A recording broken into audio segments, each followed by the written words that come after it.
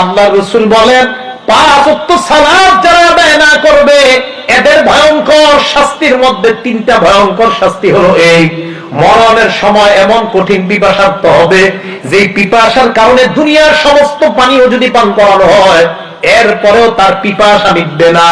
2 নম্বর ভয়ঙ্কর শাস্তি হবে বেনামাজি যারা দুনিয়ার সালাত আদায় করে নাই, মরণের সময় এমন ক্ষুধার্ত হবে, ক্ষুধার যন্ত্রণায় ছটফট করে লোকটা মারা যাবে। 3 নম্বর, এই লোকটা এমন অবস্থায় মারা যাবে, লোকটার চেহারা সুরত ভয়ঙ্কর পর্যায়ে ভয়ঙ্কর রূপ ধারণ করতে পারে।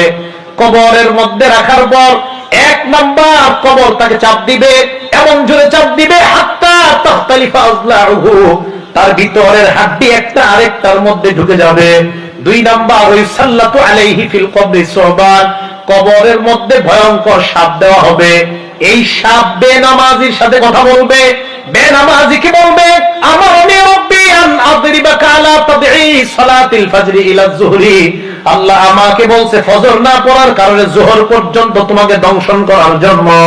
এইভাবে যখন অবস্থা চলবে, আরেক বর্ণনায় ভয়ঙ্কর আর পাপাচারীকে যখন কবরের মধ্যে রাখা হবে, এক পর্যায়ে পাপাচার তাকায় দেখবে এক ব্যক্তি বিশাল বড় লোহার একটা ডান্ডা নিয়ে দাঁড়ায় আছে।